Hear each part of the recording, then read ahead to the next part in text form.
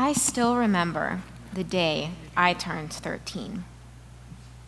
I was so excited to finally be a teenager. There were so many things that I'd been waiting to do, like riding in the passenger seat or going to dances like my older sister. And to celebrate this special, my mom put on my very first PG-13 movie, Mean Girls, a classic. My older sister would laugh until tears came out of her eyes whenever my mom would say, "I'm not a regular mom, I'm a cool mom." And I hadn't seen the movie, and my mom is a cool mom, so I didn't get it. And after a year of Mean Girls references, I was ready to be let in on the joke. So as we sat down on the couch, and the movie started, and the plot developed, I kept on looking over at my mom and my sister in disbelief. All the teen characters in this movie had nothing in common with me. Zero. And after the movie ended, I couldn't stop thinking about how I didn't look like those girls. I wasn't thin, tall, or light-skinned. And I had very different interests than they did. I loved theater, writing, reading, and film. And those characters weren't really dealing with the issues that I was struggling with. In a world where I didn't see myself on screen, I was already questioning my identity and my self-worth. I used to be so confident and unstoppable. But now I found myself looking in the mirror and hating who I saw. I didn't look like what the movie said was beautiful. Instead, the people that looked like me on screen were called ugly, fat, and unpopular. And I started to see myself that way. And I even thought that the people around me saw me that way too. I didn't like myself, and I wished that I could be different. As I watched movies with characters that were supposed to be my peers, I felt more alone than ever. And teens everywhere experience this. We're negatively impacted by the harmful stereotypes about us that are perpetuated by media. That feeling of isolation that we experience when we don't see ourselves represented or we're misrepresented is damaging to our self-image. And we end up internalizing what we see on screen, whether we realize it or not. We watch movies to escape and be entertained, so it's natural to think that what we see doesn't affect us. But science proves it does. Research since the 1960s has consistently shown that what we see on screen plays a significant part in how we perceive the world and our beliefs. Dr. Michael Morgan, a researcher who studies the effects of media on our society, said, "Stories affect how we live our lives, how we see other people, and how we think about ourselves." Now, as a film enthusiast, a teen filmmaker, and a person of color, I know firsthand what it's like to be excluded and misrepresented. So I was inspired to do something about this problem, which is why I created the Litmus Test for on-screen representation. And I'm looking forward to sharing that with you. But before we go into that, let's unpack the 5 most common stereotypes that teens face in media. Stereotype 1, teenagers are self-absorbed. In every teen movie, there's at least one character, usually female, who is completely obsessed with themselves. You probably know the one. Heather Chandler from Heathers, for example, is the most popular girl in school and mistreats everyone. In her own words, she only cares about being worshipped.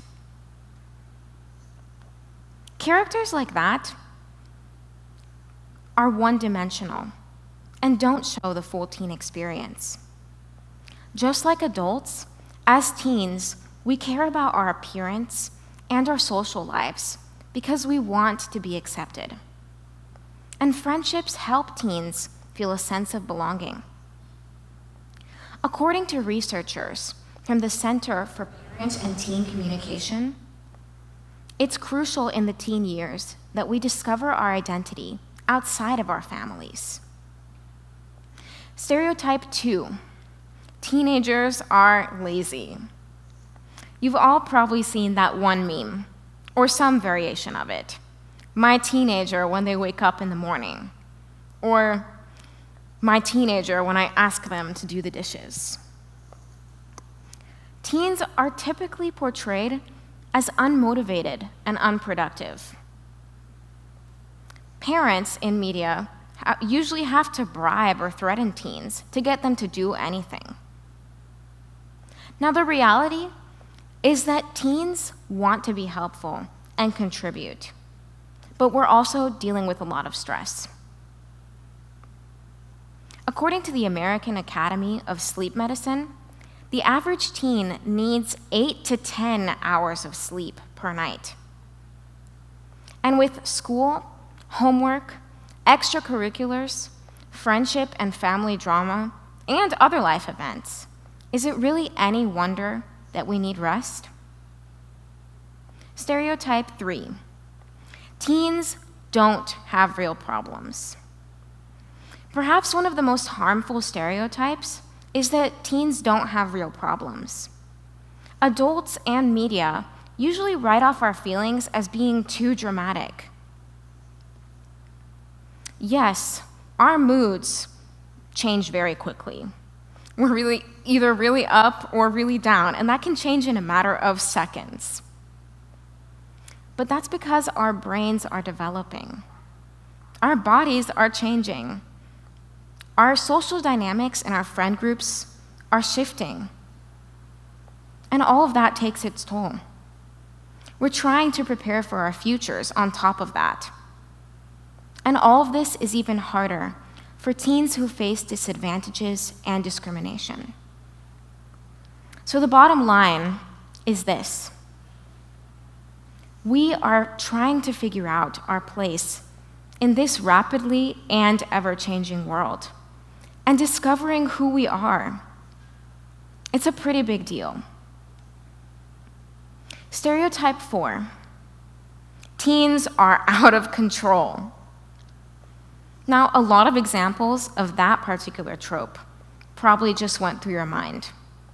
That's because it's the most popular depiction of teens in media. When they're not engaging in unsafe sex or using drugs dangerously, or engaging in reckless partying, or all of the above. That's a popular depiction of teens in media. They're either engaging in unsafe sex, dangerous drug use, reckless partying, or all of the above. But you'll probably be just as surprised as I was when you hear this. Pew Research states that anywhere from 59 to 84% of teens have never had sex. And the National Institutes of Health has proven that teenage drinking is at an all-time low. Woo! So real teens do have unhealthy coping mechanisms. Most of us do. Who doesn't? But media uses these extreme examples irresponsibly for effect and fails to leave out the teens that are preparing for their future, are passionate about creating positive change, and are already doing incredible things in their communities. Stereotype 5. Teenagers look like adults, and we're all the same. This is the biggest problem, the stereotype that is most damaging to our self-image. I remember growing up, I loved watching Cole Sprouse and his sweet life on TV.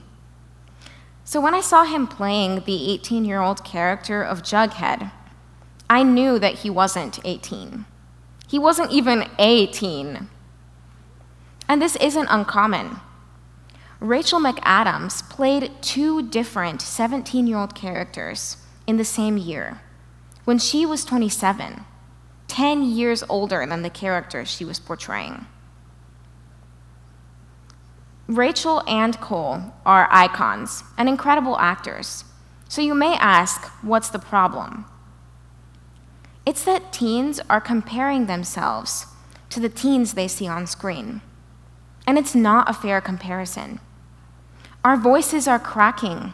We're getting acne. And our bodies, skin colors, hair types, circumstances, cultural backgrounds, and abilities are diverse. We all deserve to be portrayed as we really are and feel like we belong. But unfortunately, the little representation that we do get is usually offensive and inaccurate. And it's my mission that we change that. Seeing the movies and media that are coming out now, I know that representation has come a long way, and it makes me feel so happy. But I also know that we have work to do. I believe in celebrating our progress and continuing to improve, which is why I created the Litmus Test for on-screen representation. And I'm going to show you how you can do it. Whenever you see a teen on screen, ask yourself these 3 questions. Is it respectful? Is it accurate? And is it responsible? So let's break that down. Is it respectful? Is this portrayal of teens demeaning or hurtful in any way?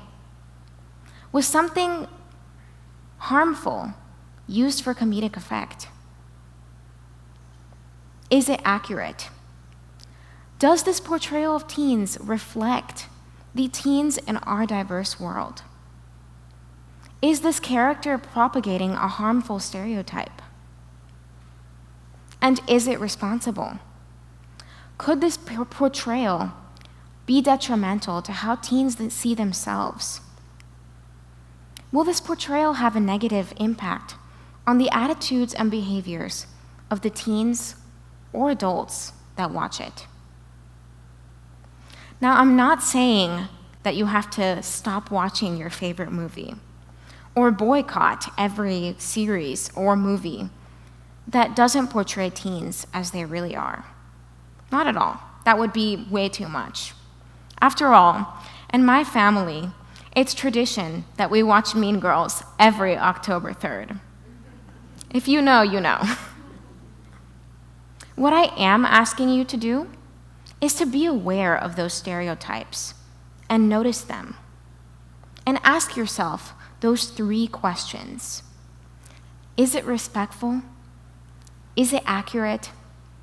And is it responsible? Teens may be the future, but we're also the present. We're not just the next generation. We're changing society right now. So what we see and how we see ourselves matters. When media represents us respectfully, accurately, and responsibly, it will have a positive impact on how we see ourselves. And the narrative of teens in media will change for the better. So I invite you to be a part of this movement. Because what we see shapes who we are. And we can encourage the creation of movies and media that shape a better world for us all. Thank you.